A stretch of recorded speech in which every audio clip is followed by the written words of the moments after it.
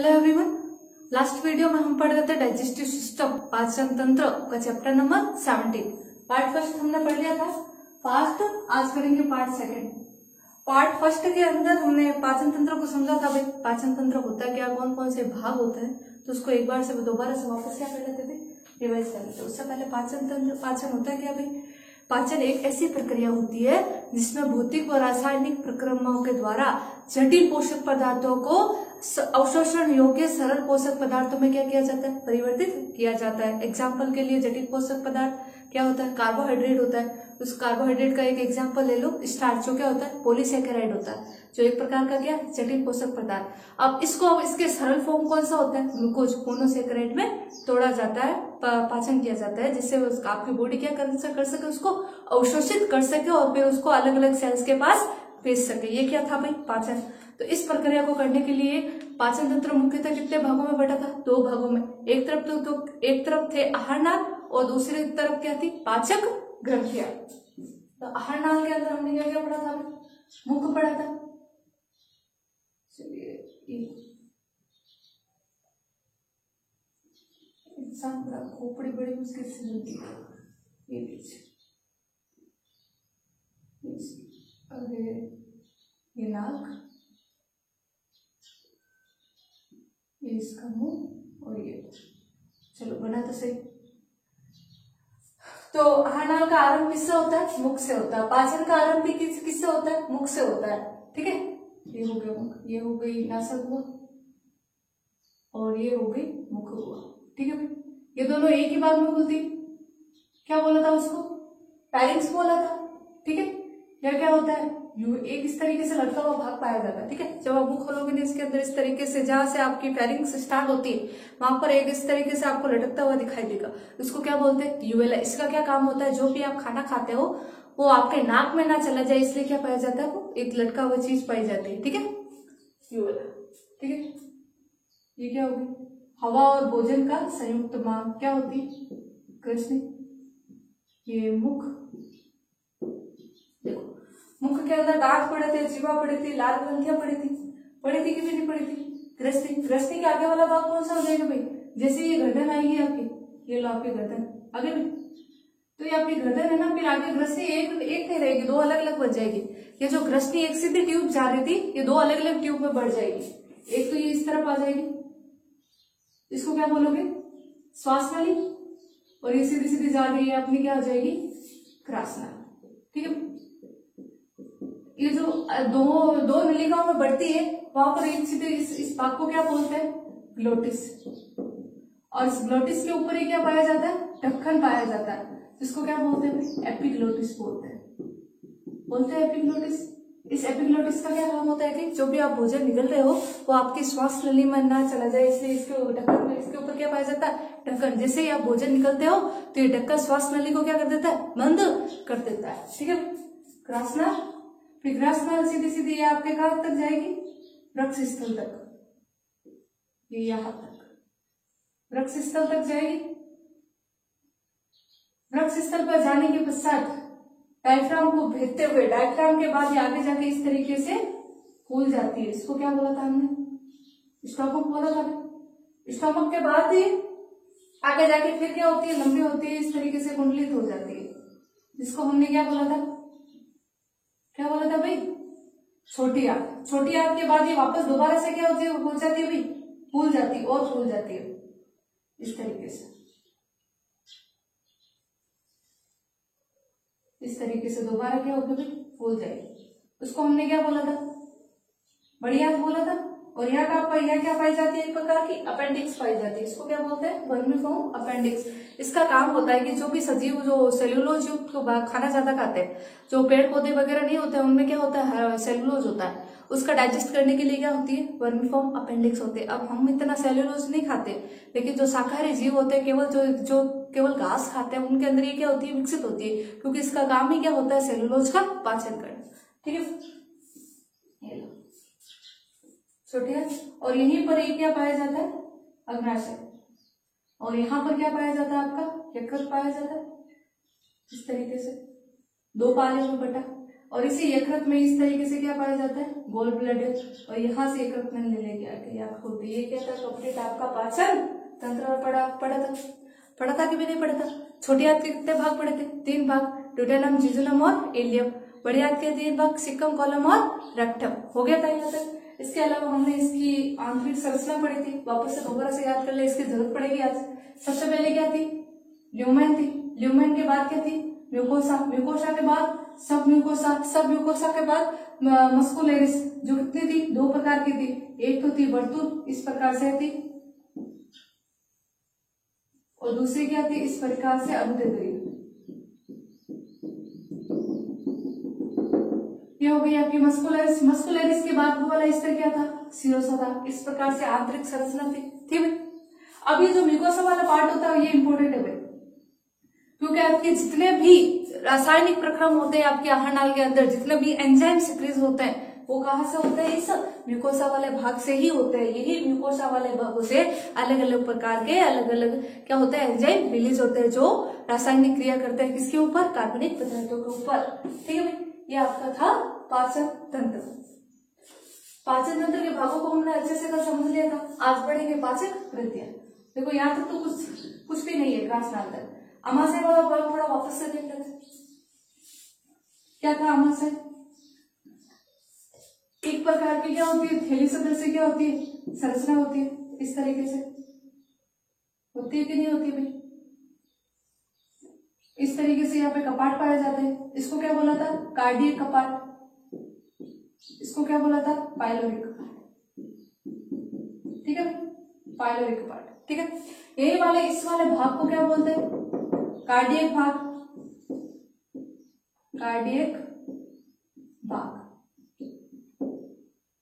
ये क्या होगा, कपाट। और ये क्या भाग हो जाएगा, पाइलोरस भाग। पाइलोरस भाग। ठीक है, ये कौन सा भाग हो जाएगा, बॉडी या काय। और ये भाग कौन सा हो जाएगा, फंडस। ठीक है, ये अमाशय के क्या होता है, अलग अलग भाग होते हैं। अब जिस प्रकार से हमने आहार नाल की पूरी संरचना पढ़ी थी, जैसे ये सब ल्यूमेन, सब म्यूकोसा, मस्कुलरिस और सिरोसा, वही इस तरह इसके अंदर भी पाए जाते हैं। इसकी जो कौन सी होती है, अब इसको हटा देते हैं, इसके अंदर अब कुछ नहीं चाहिए हमें।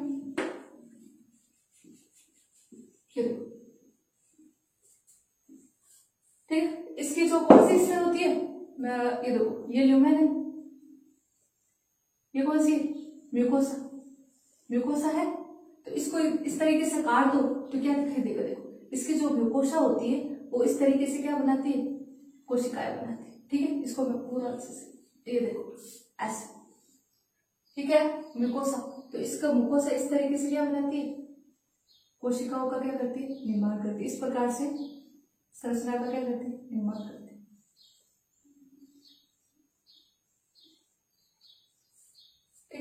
इसके अंदर अलग अलग प्रकार की क्या पाई जाती है, सेल्स पाई जाती है। देखो हमेशा याद रखना कि जो आहार नाल का जो म्यूकोसा वाला भाग होता है ना, उसी म्यूकोसा वाला भाग से सबके अंदर, आपके अग्नाशय के अंदर, अग्नाशय नहीं, आंतों के अंदर, अग्नाशय तो आहार नाल का अलग भाग है ना, केवल आहार नाल के अंदर ये स्तर पाया जाता है। ठीक है, तो छोटी आंत के अंदर है, आपके अमाशय के अंदर है, जो उसका जो म्यूकोसा वाला भाग होता है उसी के अंदर से क्या निकलता है, एंजाइम का क्या होता है, स्त्राव होता है।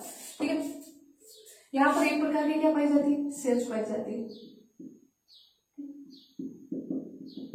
ये कौन सा स्तर है अमाशय का, म्यूकोसा। म्यूकोसा के बाद ये कौन सा आ जाएगा, सब म्यूकोसा। इस तरीके से स्तर आएंगे, ये सब म्यूकोसा। सब म्यूकोसा के बाद ये वर्तुल पेशिया, उसके बाद ये इस तरीके से अनुदैर्ध्य पेशिया, और ये बाद में क्या आ जाएगा, सिरोसा। याद हो जाएगा, मैं लिखने की जरूरत है दोबारा। ठीक है, और ये अंदर या बीच में यह वाला कौन सा भाग हो जाएगा, ल्यूमेन हो जाएगा। ठीक है, ये अमाशय का क्या है, छोटा सा काट है, यहाँ से काट लो अमाशय को, और फिर ये देखोगे तो इस तरीके की क्या दिखाई देगी, संरचना दिखाई देगी। ठीक है भाई, अमाशय की आंतरिक जो संरचना होती है, इसकी भित्ति को, ये जो एक भित्ति है ना, भित्ति का टुकड़ा ले लो यहाँ से, और इसको काट कर देखोगे ना, तो इस प्रकार की आपको क्या दिखाई देगी, संरचना। सबसे बाहर वाली सिरोसा, फिर ये अनुदैर्ध्य पेशिया, फिर ये वर्तुलपेशिया, फिर सब म्यूकोसा, और फिर क्या आ जाएगा म्यूकोसा। ये क्या हो जाएगा म्यूकोसा, और ये क्या है सब म्यूकोसा। इस तरीके से पाई जाती है महाशय के अंदर। ठीक है, इसकी जो म्यूकोसा वाली है अंदर की तरफ इस प्रकार की कोशिकाओं का क्या करती है निर्माण करती है। अब यहाँ पर क्या पाई जाती है सेल्स पाई जाती है इस तरीके से। इसको क्या बोलते हैं श्लेष्मा ग्रीवा कोशिका। इसका क्या काम है भाई, श्लेष्मा का क्या करना स्त्राव करना। तो होता क्या है कि भाई आपके जो कितनी भी आपके जो आहार नाली श्वास नली ले लो, जितनी भी लंगिया है उसके अंदर कौन सी कोशिका पाई जाती है श्लेष्मा कोशिका, जो श्लेष्मा का क्या करती है स्त्राव करती है।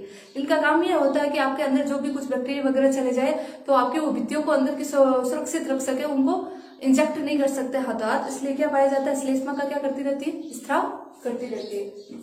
ठीक है, इसके अलावा यहाँ पर एक तरीके की और सेल पाई जाती है, उसको क्या बोलते हैं ऑक्सैंटिक कोशिका। ऑक्सैंटिक कोशिका ये किसका स्त्राव करती है भाई एसियल और नेज कारक। ठीक है, एसियल और नेज कारक। अब थोड़ा सा रिपीट पे जाओ, और हमने क्या पढ़ा था कि जो आपका विटामिन B12 है वो किसके लिए आवश्यक होता है आरबीसी के निर्माण के लिए क्या होता है आवश्यक होता है विटामिन B12 वगैरह है। वो विटामिन B12 का अवशोषण करवाना है, तो ये अवशोषण किसके कारक होगा नेज कारक होता है। आपने विटामिन B12 खा लिया, ठीक है भाई, लेकिन अगर आपके बॉडी के अंदर ये नेज कारक का स्त्राव नहीं होगा तो विटामिन B12 का अवशोषण नहीं होगा। विटामिन B12 का अवशोषण नहीं होगा तो आरबीसी को क्या रह जाएगी परिपक्व नहीं होगी, तो आपके रक्त क्या हो जाती है कमी हो जाती है। तो विटामिन B12 क्या होता है बहुत ही आवश्यक होता है, और उस विटामिन B12 के अवशोषण को कौन प्रेरित करता है ये नेज कारक। इसके अलावा ऑक्सैंटिक कोशिका किसका स्त्राव करती है एचसीएल का। इस एचसीएल का काम होता है कि भोजन को क्या प्रदान अम्लीय माध्यम प्रदान करता है। ठीक है, आपके जो जब तक भोजन मुख में रहता है तब तक कैसा उदासीन रहता है, पीएच होती है 6.8, लार की पीएच कितनी होती है 6.8। ठीक है, जैसे ही अमाशय के अंदर आता है तो ये एचसीएल का क्या होता है स्त्राव। एक तो इसका काम होता है कि जीवाणु को नष्ट करना, और ये जो अमाशय के जो एंजाइम होते हैं वो किस माध्यम में काम करते हैं केवल अम्लीय माध्यम में ही कार्य करते हैं। इसीलिए ऑक्सैंटिक कोशिका किसका स्त्राव करती है एचसीएल का स्त्राव करते हैं। इस ऑक्सैंटिक कोशिकाओं को पेराइटल कोशिका भी बोलते हैं, पेराइटल कोशिका। ठीक है, इसके अतिरिक्त एक और इस प्रकार से क्या पाई जाती है कोशिकाएं पाई जाती है। उन कोशिकाओं को आप क्या बोलोगे जीव कोशिका, मुख्य कोशिका, मुख्य कोशिका, या क्या बोलते हैं पेप्टिक कोशिका। ये इनके अलग अलग नाम है। पेप्टिक कोशिका ये किसका स्त्राव करती है पेप्सिन का,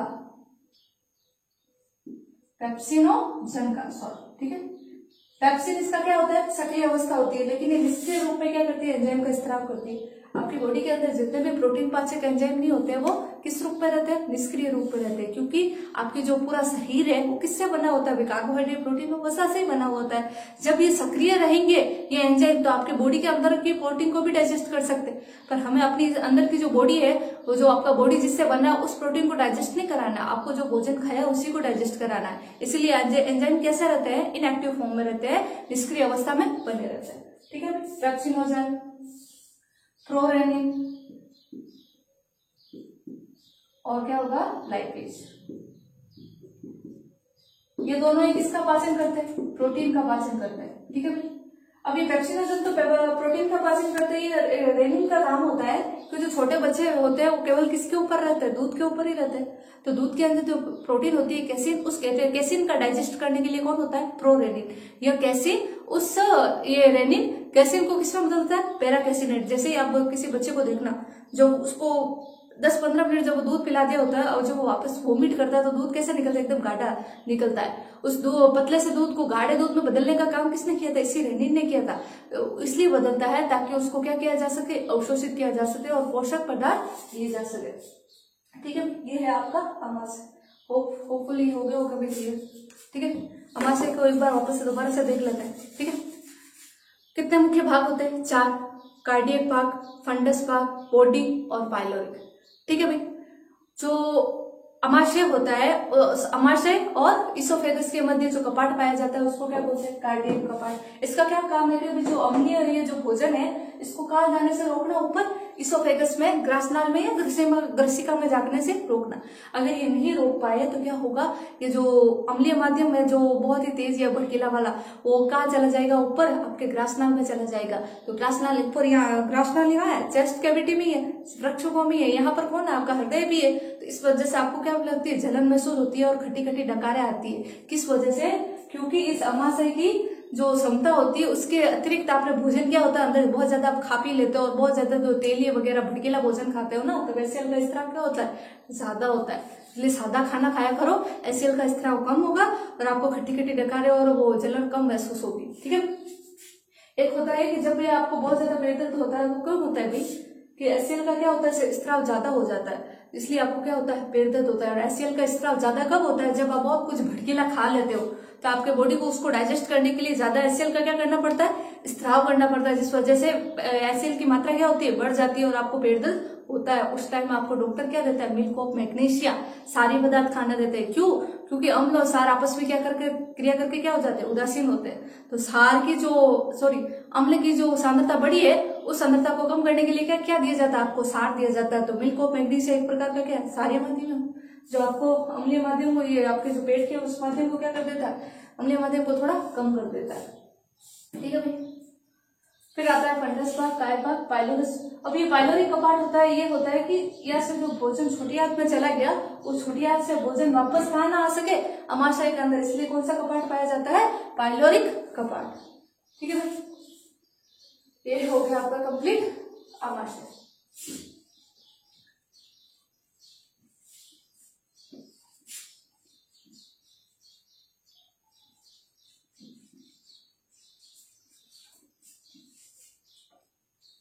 नेक्स्ट है पाचक ग्रंथि। देखो, अमाशय के बाद में आता है स्मॉल इंटेस्टाइन और लार्ज इंटेस्टाइन है। इनकी संरचना में कोई ज्यादा कोई अंतर नहीं होता है भाई। ठीक है, वो आपको जो पाचन की क्रियाविधि पढ़ेंगे तभी उनका साथ साथ में आपका इंपोर्टेंस रोल वगैरह सारा समझा देंगे। सिंपल सा सबके अंदर अगर आपसे पूछ ले कि भाई छोटी आंत के बारे में थोड़ा कुछ बचेगी, थोड़ा अगर टिप्पणी वगैरह लिखने को बोले कि छोटी आंत क्या होती है, तो सिंपल सा जो आपको मैंने वो स्तर बताए थे, ल्यूमेन, म्यूकोसा, सबम्यूकोसा और मस्कुलरिस और सिरोसा, ये जो 5 लाइनें हैं आपको सबके अंदर ठोकनी है। ठीक है, ग्रासनाल के अंदर भी है 5 लाइनें चिपकानी है, अमाशय के अंदर भी, छोटी आंत के अंदर भी, बड़ी आंत के अंदर, ये फिक्स है 5 में। ठीक है, इसके अलावा अगर छोटी आंत के बारे में कुछ और पूछ ले तो इसके 3 मुख्य भाग होते हैं, डिडोनम, जिजुनम और इलियम। और जो इलियम वाला भाग होता है वो किसमें खुलता है? बड़ी आंत के अंदर खुलता है। सिंपल सा, इतना सा, उससे ज्यादा कुछ नहीं। और जो आपका सबसे ज्यादा अगर पाचन पूछ ले तो वो कहाँ होता है? छोटी आंत में। सबसे ज्यादा अवशोषण पूछ ले तो वो कहाँ होता है? छोटी आंत में। ऐसा छोटी आंत इंपॉर्टेंट है, बहुत इंपॉर्टेंट है, लेकिन संरचना में इसके अंदर ज्यादा पढ़ने जैसा कुछ नहीं होता है। जब पाचन की क्रियाविधि पढ़ रहे तब वहां क्या आती है? छोटी आंत की आपको इंपॉर्टेंस समझ में आ जाएगी। ठीक है, अगर आपकी टिप्पणी का क्वेश्चन आ जाए तो ज्यादातर वो आएगा अमाशय का आएगा, यकृत का आएगा, अग्नाशय का आएगा। ऐसे बहुत कम रेयर चांसेस होगा कि आपको पूछ लेगा छोटी आंत के बारे में टिप्पणी लिखो या बड़ी आंत में टिप्पणी लिखो, ऐसा क्वेश्चन नहीं आएगा। ठीक है, तब आहार नाल क्लियर हो गई, पूरे पाचन तंत्र के भाग क्लियर हो गए। अब क्या करते हैं? पाचक ग्रंथियां। पाचक ग्रंथियां आपके शरीर के अंदर मुख्य पाचक ग्रंथियां। देखो, टिप्पणी वाले क्वेश्चन में सबसे ज्यादा क्वेश्चन ये भी पूछा जाता है कि हमारे शरीर के अंदर कौन कौन सी पाचक ग्रंथियां होती है, बताइए। तो सबसे पहली पाचक ग्रंथि होती है लार ग्रंथियां, दूसरी पाचक ग्रंथि होती है यकृत, और तीसरी पाचक ग्रंथि होती है अग्नाशय। ठीक है, पहला लार ग्रंथि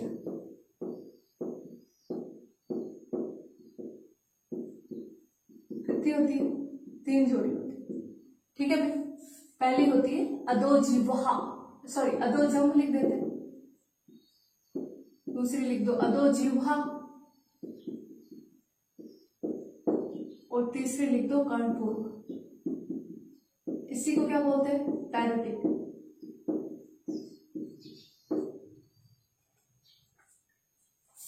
ये कहाँ होती है? निचले जबड़े के नीचे। ये कहाँ होती है? जिह्वा के नीचे। और ये कहाँ होती है? कर्ण के नीचे, कान के नीचे या दांत के ऊपर। एक तो आपके निचले जबड़े या आगे कृंतक दांतों के पास खुलती है, जो अधोजिह्वा होती है वो निकलती है आपके प्रीमोलर के नीचे खुलती है, और जो पैरोटिड होती है वो गालों के पास। जब भी आपको पैरोटिड ग्लैंड्स के अंदर क्या होता है, वायरल इन्फेक्शन हो जाता है, तो आपको टॉन्सिल्स होते हैं। इस प्रकार से यह क्या बन जाती है, गांठें बन जाती है। यहाँ से आपको जो गांठें महसूस होती है वो किसके कारण होती है, इस पैरोटिड ग्लैंड्स के अंदर किसके, वायरल इन्फेक्शन हो जाने के कारण। ठीक है, अब लार का ये सबका कार्य क्या करना है, लार का क्या करना है, स्त्राव करना है। लार का क्या करना है, स्त्राव। अब लार का पीएच कितना होता है, 6.8, बहुत इंपॉर्टेंट है 6.8, ये सबका याद होना चाहिए। लार का पीएच कितना होता है, 6.8। एंजाइम कौन कौन से हो जाएंगे, लाइसोजाइम। लार के अंदर क्या होता है, एंजाइम होता है। एंजाइम के अंदर कौन सा, लाइसोजाइम। इसका क्या काम होता है, जीवाणु को नष्ट करना, जीवाणु का भक्षण या जीवाणु को नष्ट करना। ठीक है, दूसरा निकलता है एमाइलेज, या इसको क्या बोल सकते हो, टाइलेज। ये किसका पाचन करता है, कार्बोहाइड्रेट का पाचन करता है। ठीक है, कार्बोहाइड्रेट का पाचन। अगर आपसे क्वेश्चन पूछ ले कि आपके शरीर के अंदर सर्वप्रथम पाचन कहाँ से स्टार्ट होता है, तो मुख से। किसका पाचन होता है, कार्बोहाइड्रेट का। क्या किया जाता है उसके अंदर, पॉलीसैकेराइड को डाइसैकेराइड में बदला जाता है, स्टार्च को किसमें बदला जाता है, माल्टोज के अंदर। ठीक है भाई, इसलिए आप एक बार देखना, आपको रोटी जैसे एक तो रोटी सीधा निकल लेते हो, एक रोटी को अंदर मुंह में लेकर चबाते रहना, चबाते रहना, चबाते रहना। जैसे जैसे आप रोटी को चबाओगे, रोटी आपको क्या लगनी शुरू हो जाती है, मीठी लगनी शुरू हो जाती है। क्यों, क्योंकि जो आपको रोटी है वो किससे बनी होती है, स्टार्च से बनी होती है। स्टार्च ही है भाई, और क्या। स्टार्च एक प्रकार का क्या है, पॉलीसैकेराइड। वो क्या होता है, स्वादहीन होता है। डाइसैकेराइड और मोनोसैकेराइड क्या होते हैं, मीठे होते हैं, जबकि पॉलीसैकेराइड क्या होता है, स्वादहीन होता है। तो जैसे जैसे पॉलीसैकेराइड किसमें बदलता है, डाइसैकेराइड में। स्टार्च किसमें बदलता है, माल्टोज में। आपको रोटी क्या लगने लगती है, मीठी लगने लगती है। ठीक है भाई, एंजाइम क्लियर है। लार के अंदर क्या होता है, एंजाइम होते हैं, जल होता है, और क्या होता है, श्लेष्मा होता है। क्या होता है भाई, श्लेष्मा। इस श्लेष्मा का क्या काम क्या होता है भाई, भोजन को क्या बनाना भाई, लसलसा बनाना। और जब आपके अंदर इस तरीके से पूरा का पूरा भोजन लड़ गया, श्लेष्मा मिल गया, एंजाइम उसके अंदर मिल गए, तो ऐसा वो भाग नहीं होता लसलसा, उसको क्या बोलते हैं, भोजन को। जैसे मुख के अंदर भोजन चला गया था, भोजन को क्या बोलोगे भाई, बोलस। ठीक है, अब यहाँ से क्वेश्चन बनने वाले सबसे बड़े ज्यादा क्वेश्चन, बोलस पूछ सकता है, ये एंजाइम पूछ सकता है, ये पीएच पूछ सकता है, और इन 3 ग्रंथियों के नाम पूछ सकता है। ठीक है भाई, लाल ग्रंथियां क्लियर है। नेक्स्ट है अपनी यकृत।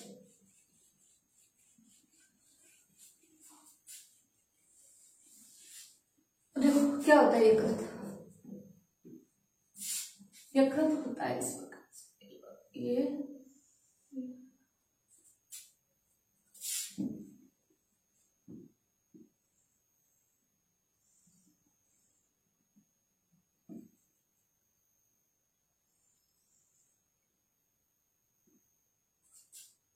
यकृत आपके इस तरीके से 2 पालियों में क्या रहता है भाई, बटा रहता है, 2 पालियों। ठीक है, ये पालियां किससे, एक तरीके से कैप्सूल से इस तरीके से क्या रहती है, आवृत रहती है। इसको क्या बोलते हैं, ग्लिंसन कैप्सूल। ठीक है, अब इनसे क्या निकलती है, यकृत नलिका है, एक इससे और एक इसको क्या बोलते हैं, हिपैटिक सैक। क्या बोलते हो, यकृत नलिका, हिपैटिक डक्ट, या क्या बोल सकते हो, यकृत नलिका। कई बार आपको हिंदी वर्ड ना देके इंग्लिश वर्ड भी दे सकता है, उसको क्या बोलते हैं, हिपैटिक डक्ट। देखो ये जो लिवर नहीं बना होता है, ये जो जिन सेल से बना होता है, उन सेल्स को क्या बोलते हैं, हिपैटिक सेल्स। क्या बोलते हैं भाई, हिपैटिक सेल। जहां जहां आपके हेपेटिक वर्ड आ जाए वो कहाँ से संबंधित है, आपके यकृत से ही संबंधित है, क्योंकि जो यकृत होता है वो हिपैटिक सेल से ही बना होता है। इसलिए यकृत नलिका को क्या बोलते हैं, हिपैटिक डक्ट भी बोलते हैं। ठीक है, ये लो भाई, ये हो जाएगी पालियां, और ये क्या हो जाएगी भाई, हिपैटिक डक्ट। हिपैटिक डक्ट, ये क्या बोल सकते हो, यकृत नलिका। ठीक है, यकृत नलिका, इसके अंदर क्या होता है कि भाई, याद करो एक बार, हमने क्या पढ़ा था भाई, आरबीसी पढ़ी थी। इस यकृत के अंदर हमने क्या पढ़ी थी, कुप्पर सेल्स पढ़ी थी। किसके अंदर पढ़ी थी, रक्त के अंदर, रक्त के निर्माण के अंदर पढ़ी थी। याद करो वापस, क्या पढ़ी थी हमने, कुप्पर कोशिका पढ़ी थी। कुप्पर कोशिका। कुप्पर कोशिका ये क्या करती थी, आरबीसी और डब्ल्यूबीसी ने, आरबीसी थी कि नहीं थी, मृत आरबीसी, उस मृत आरबीसी को, आरबीसी के जो हिम वाला पोर्शन नहीं था, मृत आरबीसी, इसके अंदर कौन कौन था, हिम प्लस क्या था, ग्लोबिन था। ये जो हिम वाला पोर्शन है इससे क्या बना रही थी, बिलिरुबिन और बिलिवर्डिन बना रही थी। ठीक है, बिलिरुबिन और बिलिवर्डिन। तो आपकी जो यकृत नहीं होता है, यकृत की सेल इसी बिलिरुबिन और बिलिवर्डिन प्लस आपके जो बिलिरुबिन, बिलिवर्डिन, फास्फोलिपिड्स है, कोलेस्ट्रॉल है, इन सबको मिलाकर, इन सब की खिचड़ी करके क्या इसका निर्माण करते हैं, बाइल जूस का निर्माण करता है। तो सबसे पहले यकृत का एक इम्पोर्टेंट रोल लिख देते हैं, क्या कि हाँ लिखे रहे, चलो ये हटा देते हैं, पहले यकृत समझ लेते हैं। इधर से थ्योरी लिख देती हूँ, उधर समझा देती हूँ। ठीक है, सबसे बड़ा इंपॉर्टेंट रोल यकृत का, किसका निर्माण करती है, पीत का निर्माण व स्त्राव का कार्य करती है। ठीक है, किस किस से बनाएगा भाई, ये बिलिरुबिन है, इनको क्या बोलते हैं, पित्त वर्णक प्लस पित्त लवण plus cholesterol plus phospholipid, phospholipid, इन सब के द्वारा ये किसका निर्माण करेगी भाई, पीत का, क्या क्या बोल सकते हो, बाइल जूस का निर्माण कर दिया भाई। अब निर्माण करने के बाद ये किसी के अंदर स्टोर तो करेगी। अब ऐसा तो है नहीं कि भी आपके बाप जब खाना खाओगे तभी इस बाइल जूस का निर्माण होगा, नहीं हो भाई, ये निरंतर चलता रहता है, चलता रहता है, चलता रहता है, लेकिन हाथों हाथ तो ये काम करने के लिए जाएगा नहीं। तो यकृत को क्या करना पड़ेगा, कहीं स्टोर करना पड़ेगा। तो स्टोर करने के लिए इस प्रकार से इसके पास क्या पाया जाता है, एक अजूबा पाया जाता है। ठीक है, थोड़ा सा बेकार बन गया यार, ऐसा नहीं होता है, इस तरीके से समझ लें। ठीक है, क्या पाया जाता है, इसको क्या बोलोगे, पित्ताशय, क्या बोलोगे, पित्ताशय। इसी पित्ताशय के अंदर कौन सा संचित रहता है, आपका पित्त संचित रहता है, पित्ताशय। ठीक है, ये लो पित्ताशय।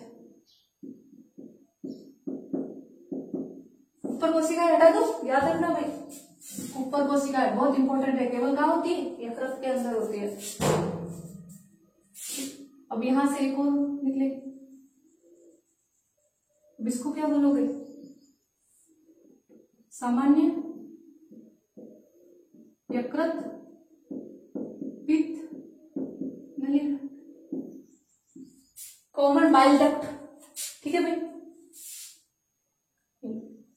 अब ये क्या देखो क्या होगा, यहीं पर क्या आता है, एक तरीके से आपका यकृत के पास में यह कौन होता है, स्टोमक, अमाशय, इसका भी उसका कोई रोल नहीं। ठीक है भाई, स्टोमक पूरा अलग ही रहता है, लेकिन जो आपका यकृत है ये अपने स्त्राव कहाँ भेजता है, छोटी आंत के अंदर भेजता है। तो यहां से यार, तो यहाँ ये लो, फिर यहां से कौन रहता है, अग्नाशय रहता है, अग्नाशय। इस अग्नाशय के अंदर ये क्या निकली रहती, अग्नाशय नलिका, ये हो जाएगा अग्नाशय, ये आ जाएगी अग्नाशय नलिका, अग्नाशय डक्ट या अग्नाशय नलिका।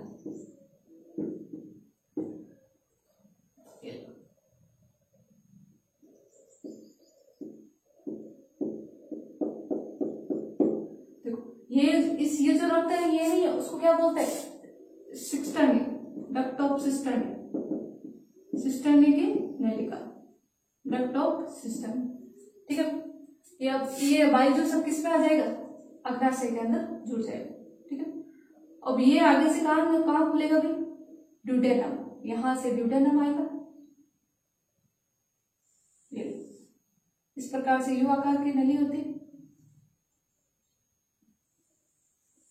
ये क्या हो जाएगा, ड्यूटेन, ये खुल जाएगा अग्नाशय, इसके छोटे आंत का भाग है भाई।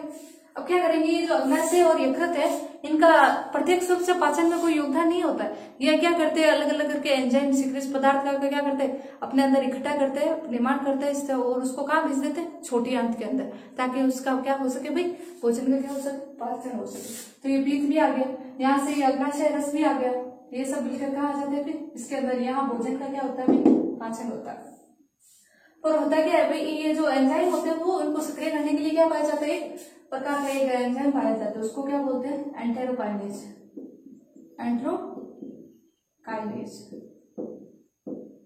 एंटेरोकाइनेज जो कहां से स्त्राव होता है, आंतरिक रस से, आंतरिक भित्तियों से।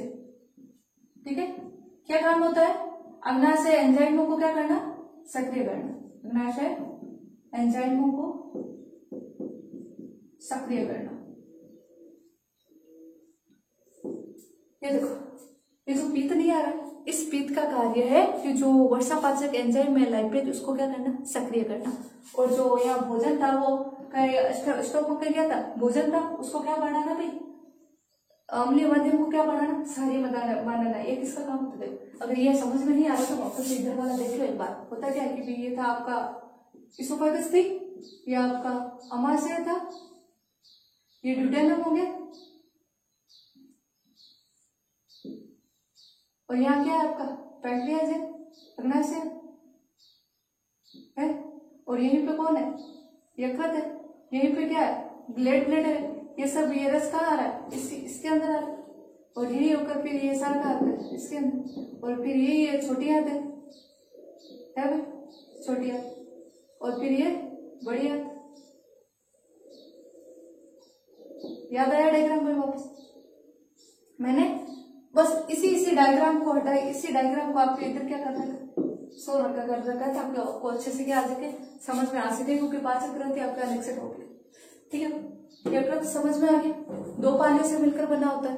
पालियों की जो भित्ति होती है उनसे ग्लिसर कैप्सूल का क्या पाया जाता है, स्तर पाया जाता है। यकृत की कोशिकाओं से बनता है, हिपैटिक कोशिकाओं से बनता है। ठीक है, यकृत कुछ की तो जो नलिकाएं होती है वहां से क्या निकलता है, यकृत किसका निर्माण करता है, पित्त का निर्माण करता है, और पित्त को ही क्या करता है, स्त्राव करता है। और उसके पास क्या होता है, गैल ब्लैडर, ये क्या होता है, पित्ताशय, जिसके अंदर ये अपने पित्त को क्या करता है, स्टोर करके रखता है। फिर इसी के द्वारा पित्त क्या आता है, इस तरीके से यहाँ पे। अब की जो यकृत की जो पाचन के अंदर भूमिका होती है बस यही होती है कि ये पित्त का क्या करता है, निर्माण करता है और स्त्राव करता है। और यही पित्त आपके वसा के पाचन के लिए क्या होता है, आवश्यक होता है। अगर आपको क्वेश्चन पूछ ले कि आपके बॉडी के अंदर से क्या हटा दिया जाए भाई, पित्ताशय पूरी तरीके से हटा दिया जाए, आपके अंदर बॉडी के अंदर पित्ताशय है नहीं, तो आपके बॉडी के अंदर क्या फर्क पड़ेगा। तो इंसान केवल कितना हड्डियों का ढांचा रह जाएगा, उसकी जो स्किन होती है, स्किन इसका बिल्कुल भी फैट नहीं होगा। क्यों नहीं होगा, कि अब भर भर के घी खा रहा है, भर भर के खा रहा है फैट, लेकिन उस फैट को डाइजेस्ट करने के लिए उसको, अब जो आपको फैट खा रहा है वो क्या होता है, ट्राइग्लिसराइड होता है, वो थोड़ा जटिल होता है, उसको सरल फॉर्म में बदलना है। फैट को जो सरल फॉर्म में बदलने के लिए क्या आवश्यक होता है, लाइपेज आवश्यक होता है। लाइपेज एंजाइम जो कौन स्त्राव कर रहा है, अमाशय स्त्राव कर रहा है, लेकिन उस लाइपेज को सक्रिय करने के लिए कौन चाहिए होता है, बाइल जूस चाहिए होता है। और ये जो अम्लीय अमाशय से भोजन आएगा वो कैसा होगा, अम्लीय होगा, तो उसको वापस से क्षारीय बनाने के लिए भी क्या चाहिए भाई, बाइल जूस चाहिए। तो पित्ताशय क्या होता है, बहुत ही आवश्यक होता है। ठीक है भाई, यकृत हो गया। नेक्स्ट आपके पाचन ग्रंथि कौन सी, अग्नाशय ग्रंथि होती है। ठीक है, ये अपने अग्नाशय रस का क्या करती है, स्त्राव करती है। उस अग्नाशय रस के अंदर क्या किसका स्त्राव करेगी, अग्नाशय रस का स्त्राव करती है। अब इसकी पीएच बोले तो होती है 7.8। अमाशय की आपकी पीएच पूछे तो इसकी होती है 1.8। ठीक है भाई, 8 लिखा है, पॉइंट समथिंग होता है, 8 याद रहता है। मुख के अंदर लाल की 6.8, अमाशय की 1.8 और अग्नाशय रस की 7.8। ठीक है भाई, ये अग्नाशय रस होता है कि अग्नाशय रस के अंदर, इसके अंदर क्या होता है, पाचक एंजाइम होता है। क्वेश्चन पूछ सकते हैं कि अग्नाशय के अंदर कौन कौन से पाचक एंजाइम होते हैं। तो सबसे पहले कौन सा होता है, ट्रिप्सिन, ट्रिप्सिनोजन, फिर आता है काइमोट्रिप्सिनोजन, काइमोट्रिप्सिनोजन। ठीक है, फिर आता है न्यूक्लिएज, फिर क्या हो जाएगा, लाइपेज। इन सबका क्या होता है भाई, स्त्राव होता है। एक होता है कार्बोक्सीपेप्टाइडेज, कार्बोक्सी पेप्टाइडेज। अब ये जो ट्रिप्सिनोजन है, काइमोट्रिप्सिन है, कार्बोक्सी पेप्टाइडेज, ये किसका पाचन करते हैं भाई? प्रोटीन का पाचन करते हैं, प्रोटीन का पाचन। लाइपेज किसका करेगा भाई? वसा का पाचन करेगा। देखो लाइपेज है ना, अमाशय की भित्तियों से भी स्रावित होता है, पर वो बहुत ही कम मात्रा में होता है। ज्यादातर वसा का पाचन किससे होगा? इसी लाइपेज से होगा, जो कहाँ से स्राव होगा? अग्नाशय से। और ये न्यूक्लियस होता है, वो न्यूक्लिक एसिड होता है, डीएनए आरएनए जो नहीं होते हैं उनको किसमें बदल देता है? न्यूक्लियोटाइड को न्यूक्लियोसाइड्स में बदलता है। ठीक है, अग्नाशय रस। चलो इसके अलावा देखो, ये तो इसका कौन सा काम है? बहिस्रावी भाग। इसके अलावा अग्नाशय कैसी ग्रंथि होती है? अंतःस्रावी ग्रंथि की तो भी क्या करती है? कार्य करती है, क्योंकि क्या किसका स्त्राव करती है? हार्मोन का, इंसुलिन और ग्लूकागोन। हार्मोन्स भी स्त्राव करती है और एंजाइम की स्त्राव करती है, इसलिए इसको कैसी ग्रंथि बोलते हैं? विषम ग्रंथि बोलते हैं। ठीक है, हेटेरोकाइट, क्योंकि ये अंतःस्रावी और बहिस्रावी दोनों क्या करती है? कार्य करती है। सुनो भाई, हो गए पांच ग्रंथियां, अग्नाशय और लाल ग्रंथियां। नेक्स्ट है आपको पाचन की क्रियाविधि।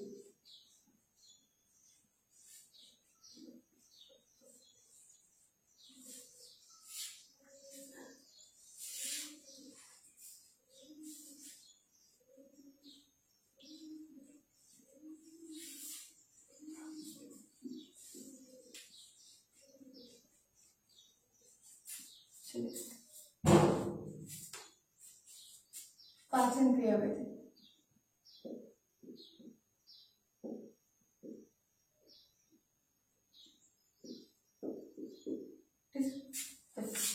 पाचन कहाँ से स्टार्ट होगा भाई? मुख से होगा, तो सबसे पहले मुख बना देते हैं। ये कोई इंसान है, ये इसका क्या है भाई? मुख है। अब इसका मुख मैंने खोल दिया भाई, हमें मुख खुला रखना तभी तो खाना खा पाएगा नहीं। ठीक है, मुख। ठीक, अब इस मुख के अंदर क्या होगा भाई? पाचन होगा, मुख के अंदर पाचन। ठीक है, मुख के अंदर एंजाइम कौन कौन से होगा भाई? टाइलिन होगा, और क्या होगा? टाइलिन को ही क्या बोलते हैं? लाइसोजाइम। ये किसका पाचन करता है?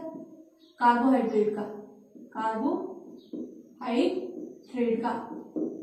कार्बोहाइड्रेट के अंदर क्यों कोई ले लो, कोई पॉलीसैकेराइड, एग्जाम्पल के लिए स्टार्च। स्टार्च को किसमें बदल देगा? ये माल्टोज में। ये क्या होता है? पॉलीसैकेराइड। और ये क्या होता है? डाइसैकेराइड। हो गया। अब आपके ग्रसनी में कोई पाचन नहीं होगा, ग्रसनाल में कोई पाचन नहीं होगा, सीधा पाचन का होगा अमाशय का। ठीक है, तो मैं अब आपके यहाँ सीधा अमाशय बना देती हूँ। ये लो अमाशय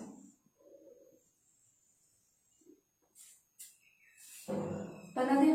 अमाशय के अंदर पाचन, ये लो। किस किस का पाचन होगा? अमाशय के अंदर कौन होता है? पेप्सिनोजन होता है, पेप्सिनोजन। कौन में आएगा? एसियल। तो ये पेप्सिनोजन किसमें बदल जाएगा? पेप्सिन। इस पेप्सिन का क्या काम होता है भाई? प्रोटीन को किसमें बदलना? पेप्टाइड्स में बदलना। प्रोटीन्स को किसमें बदलते हैं? पेप्टाइड्स में।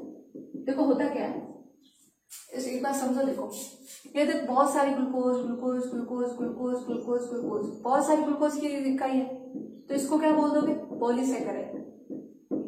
ठीक है, एग्जाम्पल के लिए स्टार्च। ठीक है, अगर दो ही ग्लूकोज की इकाई है तो इसको क्या बोलोगे? डाइसैकेराइड। ये क्या हो जाएगा? माल्टोज हो जाएगा। अगर एक ही ग्लूकोज की ग्लूकोज अणु जुड़ा है तो इसको क्या बोल दोगे? मोनोसैकेराइड। ठीक है, इस तरीके से क्या होता है? सरल फॉर्म में तोड़ा जाता है। तो प्रोटीन की सरल फॉर्म को क्या होगी?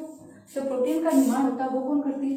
अमीनो एसिड्स करते हैं। जब प्रोटीन को तोड़ते जाओगे तोड़ते जाओगे तोड़ते जाओगे तोड़ते जाओगे, अंत में जो आपको एक टुकड़ा मिलेगा वो क्या होगा? कौन होगा? Amino acids. अमीनो एसिड्स होते क्या? एक प्रकार के COH और NH2 ऐसे अमोनिया वगैरह जुड़ के क्या होता है? एक समूह होता है। तो बहुत सारे अमीनो एसिड्स जुड़ते हैं, amino acids amino acids amino acids amino acid. ये क्या बनाते हैं? पेप्टाइड बनाते हैं, पेप्टाइड चेन बनाते हैं। ठीक है, सॉरी पॉलीपेप्टाइड चेन बनाते हैं। पॉली से क्या बनेगा? डाइपेप्टाइड बनेगा। डाइपेप्टाइड से फिर क्या बनेगा? पेप्टाइड बनेगा। और पेप्टाइड से बाद में क्या बनेगा, अमीनो एसिड्स बनेगा। ठीक है, इस पॉलीपेप्टाइड चेन को ही क्या बोलते हैं, प्रोटीन बोलते हैं। बहुत सारे अमीनो एसिड्स की इकाइयां जुड़ी हुई है तो उसको क्या बोलोगे, पेप्टाइड चेन। अब बहुत सारी पॉलीपेप्टाइड चेन जुड़ी हुई है उसको क्या बोलोगे, पॉलीपेप्टाइड। पॉलीपेप्टाइड ही क्या होती है भाई, प्रोटीन होती है। तो जब प्रोटीन का पाचन होता है पॉलीपेप्टाइड किस में बदलती है, डाइपेप्टाइड। डाइपेप्टाइड आगे जाके पेप्टाइड में, पेप्टाइड आगे जाके अमीनो एसिड्स में क्या होती है, टूट जाती है।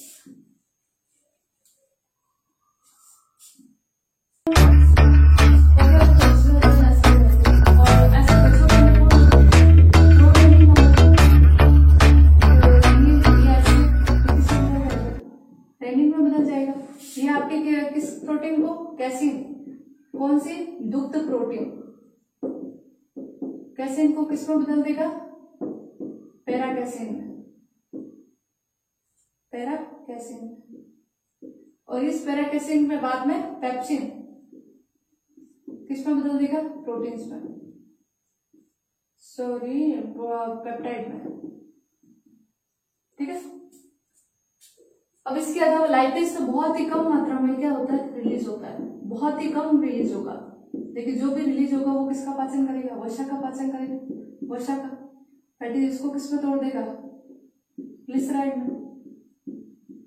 पॉलीग्लिसराइड को किस में बदल देगा, डाइग्लिसराइड में, फैटी एसिड में। ठीक है, अमाशय, अमाशय के बाद में भोजन कहाँ देगा, छोटी आंत के अंदर। ये लो छोटी आंत, अब मैं यहाँ अग्नाशय नहीं बना रही हूँ। ठीक है, आगे बोले छोटी आंत।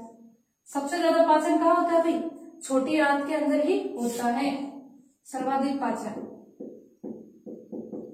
सर्वाधिक पाचन होगा। अब यह एमाइलेज नहीं लिखा है ना, ठीक है, एमाइलेज तो इधर से बन गया। यहाँ कौन निकलता है भाई, माल्टोज, माल्टेज। ये क्या करता है, डाइपेप्टाइड को किस में बदल देगा, सॉरी डाइसेकेराइड को, डाइसेकेराइड को, किसको, माल्टोज को किस में बदल देगा, मोनोसेकेराइड में, मोनोसेकेराइड। कौन, ग्लूकोज। ठीक है, एंजाइम कौन सा हो जाएगा, माल्टेज। ठीक है भाई, नेक्स्ट कर दो न्यूक्लियोटाइड। एक minute,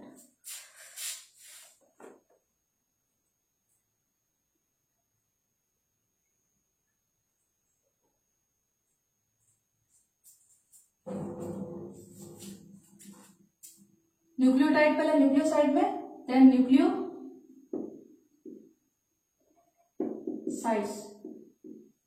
nucleoside is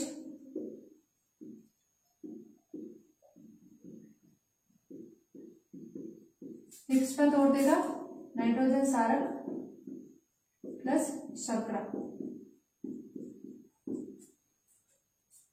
then lactase, lactose शर्करा जो दूध में होती है, दुग्ध शर्करा।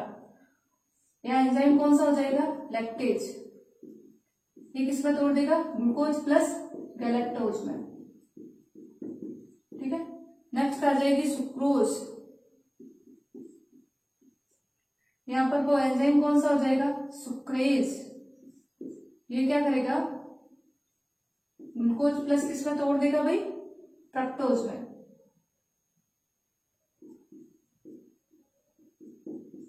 ठीक है, छोड़िए। अब बड़ी आंत में कोई पाचन नहीं होगा, केवल क्या होगा, जल का क्या होगा, क्या होता है भाई, अवशोषण होता है। ये हो गई आपकी पाचन की क्या हो गई भाई, क्रियादि। उससे हम लोग प्लस ग्लिसरॉल, फैटी एसिड छूट गया भाई। चलो, होपफुली आपको क्लियर हो गया भाई। अगर एंजाइम क्लियर है और पोषक पदार्थों की सरल सरल सरल से सरल अवस्था याद है तो ये आपको पाचन की क्या हो गई भाई, क्रियाविधि हो जाएगी। अब याद करो भाई वापस से पाचन की क्रिया में। सबसे पहले भोजन कहाँ है भाई, मुख के अंदर हुआ। मुख के अंदर किसका पाचन होगा, कार्बोहाइड्रेट। पॉलीसैकेराइड किस में बदलेगा, डाइसैकेराइड में। माल्टोज किस में बदलेगा, सॉरी सुक्रोज किस में बदलेगा, स्टार्च किस में बदलेगा, माल्टोज के अंदर। ठीक है, ग्रसनी में कोई पाचन नहीं, ग्रास नली में कोई पाचन नहीं। आगे पाचन कहाँ होगा, अमाशय के अंदर। अमाशय के अंदर जो पेप्सिन होता है वो प्रोटीन का पाचन करती है। ठीक ठीक है भाई। लाइपेज वसा का पाचन करती है और जो रेनिन होती है वो दुग्ध प्रोटीन का क्या करती है, पाचन करती है। फिर आता है आपका छोटी आंत। अब छोटी आंत के अंदर इधर से अग्नाशय रस, आंत्रिय रस, पीत रस, सारे रस मिलकर भोजन का क्या करते हैं, पाचन करते हैं। तो वहां भोजन का पाचन भी क्या होगा, सर्वाधिक होगा। वहां पर आपके ट्रिप्सिनोजन और यहाँ प्रोटीन पाचन एंजाइम लिखना भूल गए भाई, कौन सा हो जाएगा, इधर इधर। अच्छा, ये आपका ट्रिप्सिन है, काइमोट्रिप्सिन है,